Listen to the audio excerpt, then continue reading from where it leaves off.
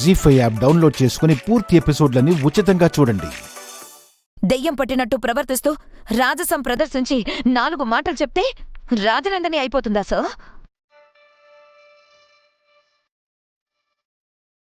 ఈ కేసు నుండి తప్పించుకోవడానికి ప్రయత్నాలు చేస్తున్నారు. నో,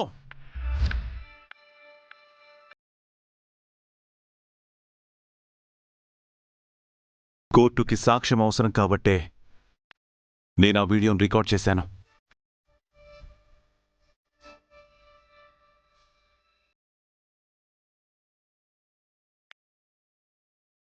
నిజానికి అను అలా ప్రవర్తించడం ఇది మొదటిసారేం కాదు.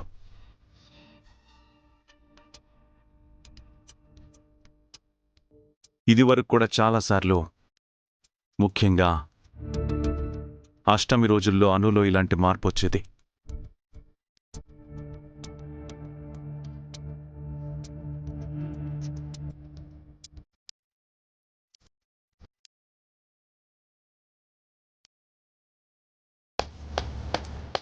ది గ్రేట్ ఇండస్ట్రియలిస్ట్ ఆర్యవర్ధన్ గారు మూఢనమ్మకాలని బలపరుస్తూ ఇలా మాట్లాడడం చాలా ఆశ్చర్యంగా ఉంది యువర్ ఆనర్.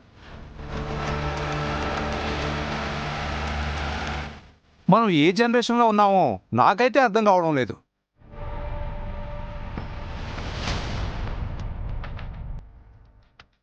ఒక మనిషి మరో మనిషిలా ప్రవర్తించడం, గాలి సోకటం, దెయ్యం పట్టిందనడం ఇవన్నీ మూఢనమ్మకాలే.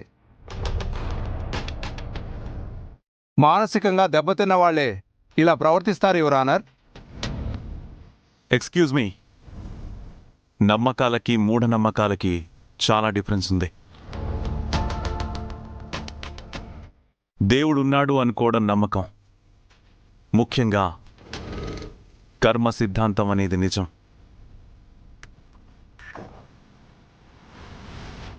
మొదట్లో నేను కూడా అను ప్రవర్తన సంథింగ్ మెంటల్ ఇంబ్యాలెన్స్ అనే అనుకున్నాను. కానీ నా అభిప్రాయం తప్పని ఈ మధ్య నాకు అర్థమైంది. దానికి రీజన్ కూడా అనుకి రాజనందినికి ఉన్న పోలికలే.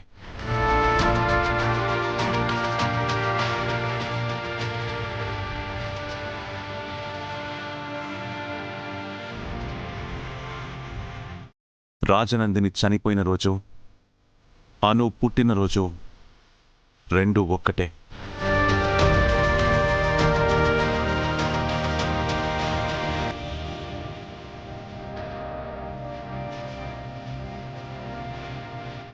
వాళ్ళిద్దరి జాతకాలు కూడా ఒక్కటే.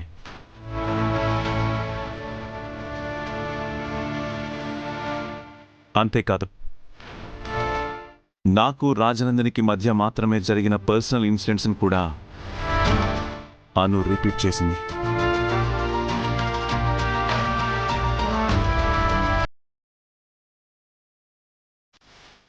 రాజనందినికి వీణ ప్లే చేసే అలవాటు ఉండేది.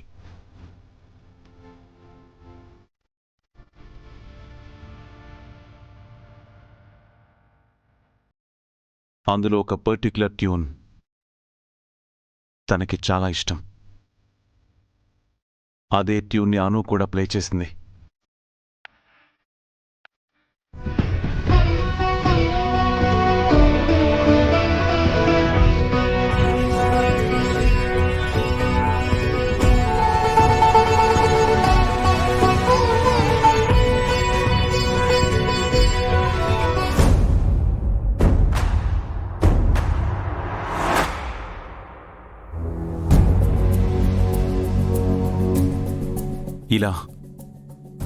ఇలా చాలా దగ్గరి పోలికలు ఉండడంతోనే